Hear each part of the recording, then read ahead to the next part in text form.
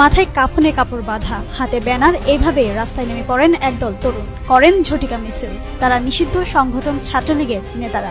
এই লকডাউনেই কিংবা এই মশাল মিছিলেই শেষ নয়, আন্দোলন সংগ্রামকে আমরা এমন পর্যায়ে নিয়ে যাব, লকডাউন থেকে শাটডাউন হয়ে এই গভর্নমেন্টের চ্যাপ্টার, এই ইল্লিগাল গভর্নমেন্টের চ্যাপ্টার আমরা ক্লোজ করব।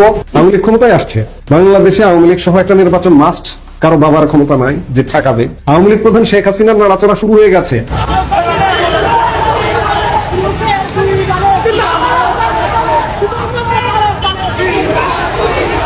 10 থেকে 12 নভেম্বর আওয়ামী লীগের বিক্ষোভ মিছিল ও যমুনা ঘেরাও কর্মসূচিতে এবার ডক্টর ইউনূসের গ্রামীণ ব্যাংকে হামলা ও ককটেল বিস্ফোরণ ঘটেছে। এছাড়া ঢাকায় কয়েকটি বাসে অগ্নিকাণ্ডের ঘটনা ঘটেছে।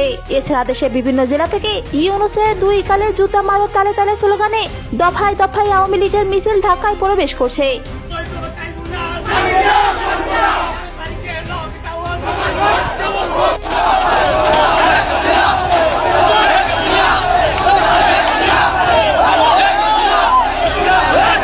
তবে এবার লাইভে এসে দেশে ফেরার ঘোষণা দিয়েছেন ছাত্রলীগের সভাপতি সাদ্দাম হোসেন। এমনকি আওয়ামী লীগ ও ছাত্রলীগ নেতা কর্মীদের ঐক্যবদ্ধ থাকার আহ্বান জানিয়েছেন।